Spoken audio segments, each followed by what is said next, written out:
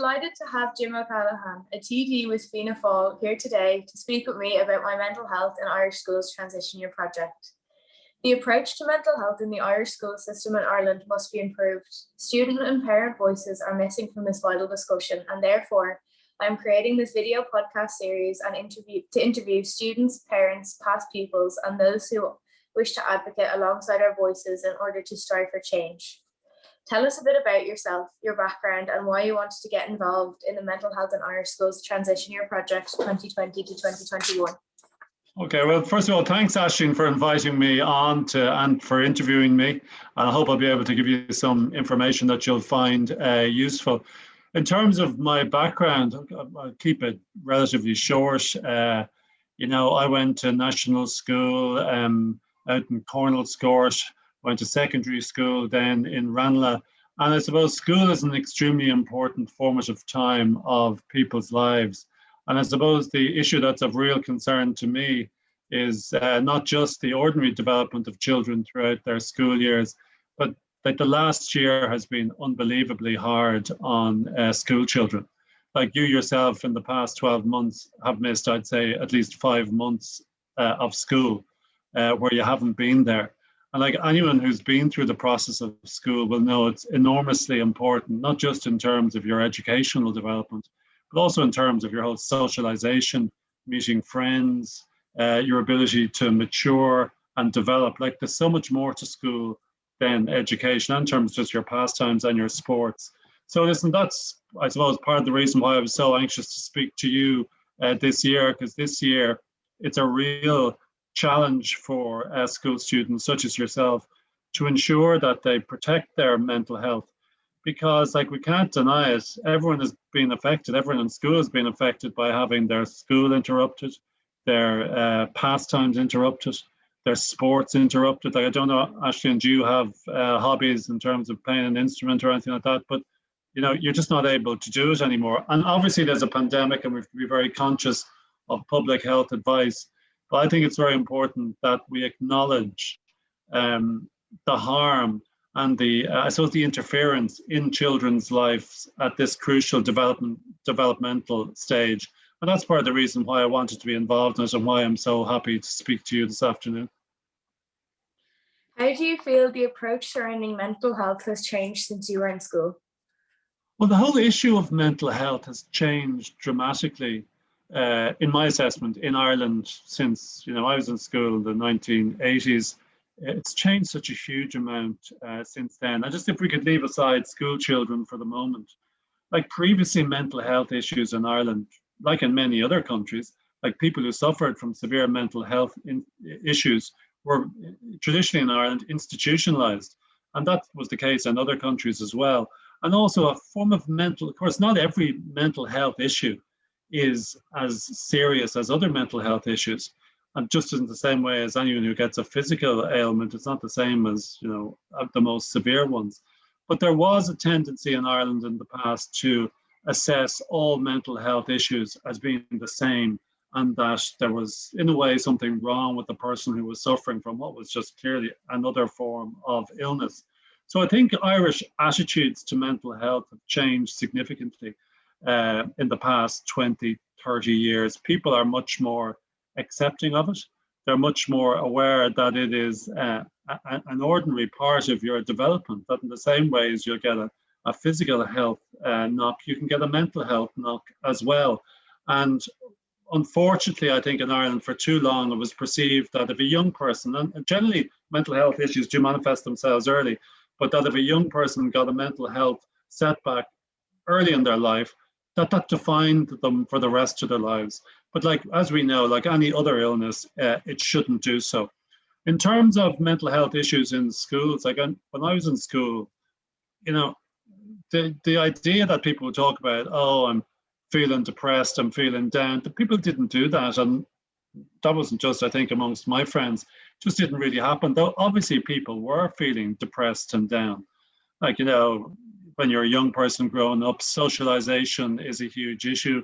Sometimes you're concerned when you're 14 or 15 that your social life isn't developing the way it wanted to develop, or you see other friends who appear to have this greater social life than you have, which is never really the case. But these are pressures that are on people in schools. Well, I think now it's become much more receptive for people to talk openly if they're not feeling well. And we don't all have to feel well all the time. And I think that's a particular benefit at times like this, where there are such obvious reasons as to why young people will not be feeling happy, will be feeling down.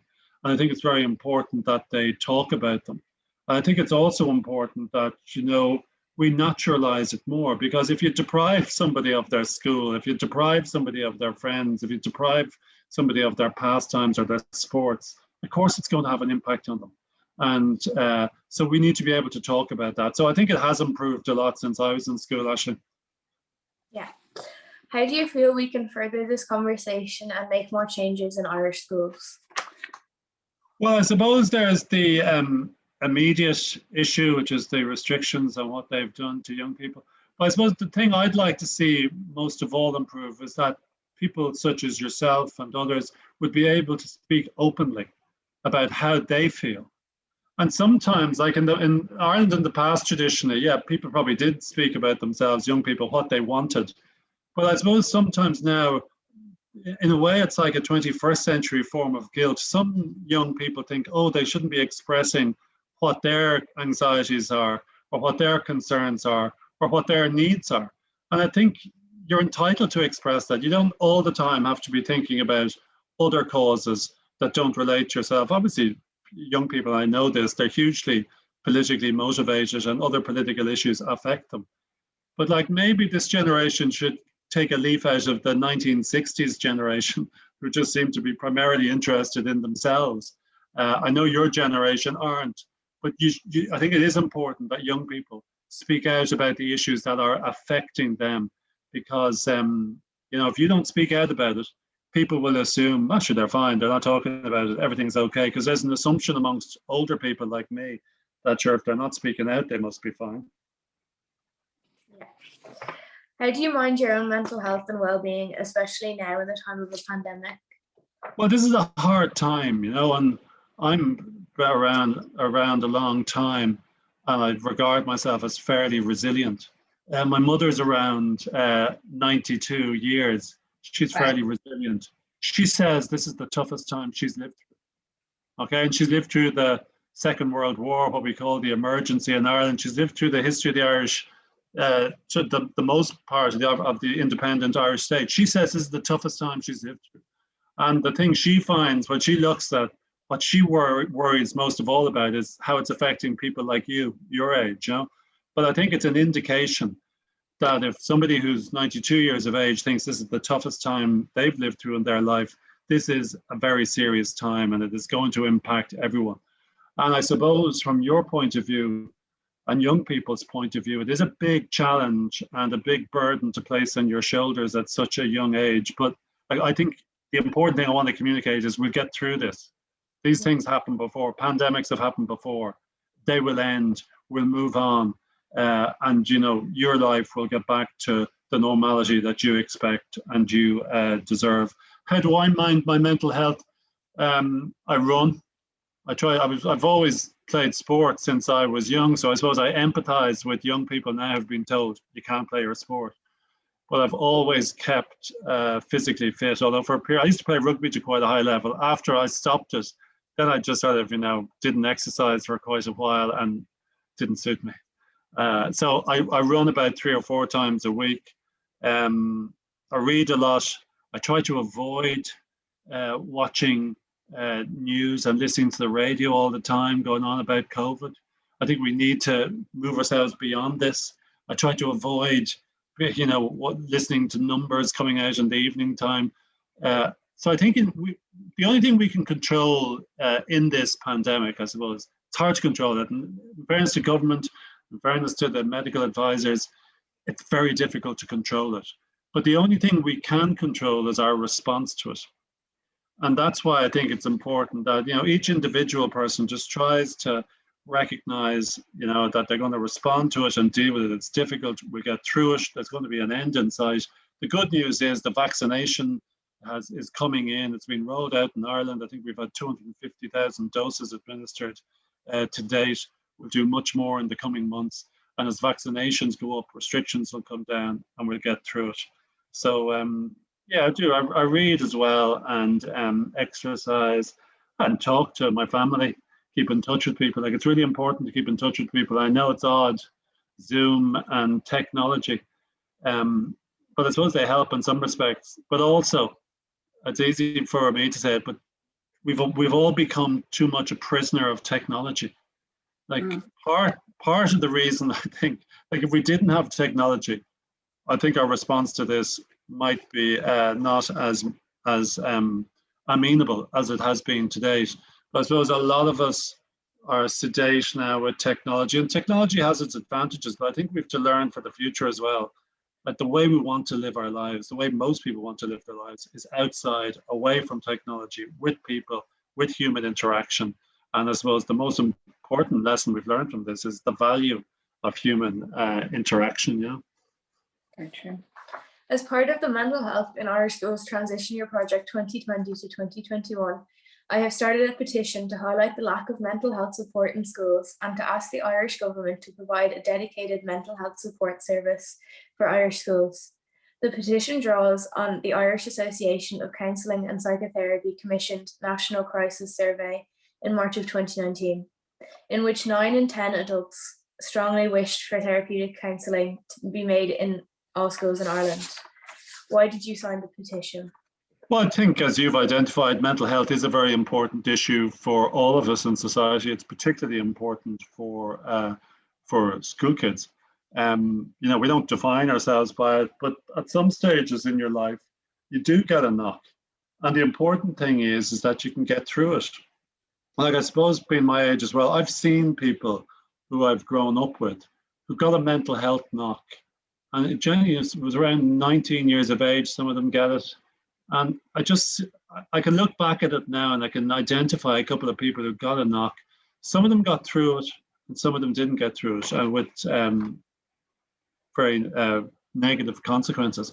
So I can see that it is important that we have supports in place from an early stage, because a lot of this can be dealt with. And if the supports are there, we can get people through that difficult period and on to the rest of their lives. And like, it is a transformative era. Like, Aisling, you're in a transition year.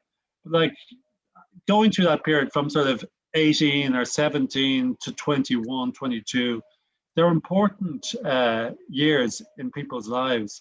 And they're really formative years. And if you can get yourself on a stable mental health basis through those years, you're going to get through, in my opinion, the rest of your life. But some people get shocks at that stage. There are disappointments. There's uncertainties. You're still developing mentally, and certainly to a certain extent physically. So they're the ages when there's transition, and we've got to be careful and protect people. And if there is a knock, let's get them through this with the supports that you're advocating in your petition. What is the message you'd like to share with the people watching this interview? Well, I'd like them to know that there's hope there. Because a lot of people, I was watching the BBC News. Oh, it was a good while ago now. I tried to avoid watching news, but I was watching it, and a girl your age was being interviewed, and you know, she was very fearful. She was fearful of getting the COVID and being damaged by it, which, you know, wasn't really going to happen statistically when you look at the evidence available in respect of it. But I just want young people to be aware that there is hope and that there is a future and that we'll get through this period. You are unlucky in one level that you're going through the crucial developmental stage of your lives at the time that there is a pandemic ongoing. For me and for, you know, other people who are my age, like, when we don't experience events, like, things are paused or postponed in my life. You know, don't go to see matches, I'll go and see them again. But for people your age, crucial developmental issues, they're not paused or postponed. I regret to say they're lost. You don't get those opportunities again. But it's important to say there's hope there. The vaccine has been rolled out. Pandemics end. We'll get through it. You'll all be able to look back on this and say, God, that was a terrible time in our lives. We probably won't remember it a huge amount, but we'll get through it. And in a way, I believe you will be much stronger in the future and capable with dealing with other knocks that inevitably will happen in everyone's life as they progress. Jim O'Callaghan, TD, thank you for showing your support towards why mental health in Irish schools transition year project. Your time, words and support to the mental health of young people in Ireland is valued and appreciated. And thank you, Aisling, for the project that you set up and for the decision you made to ask me to be interviewed.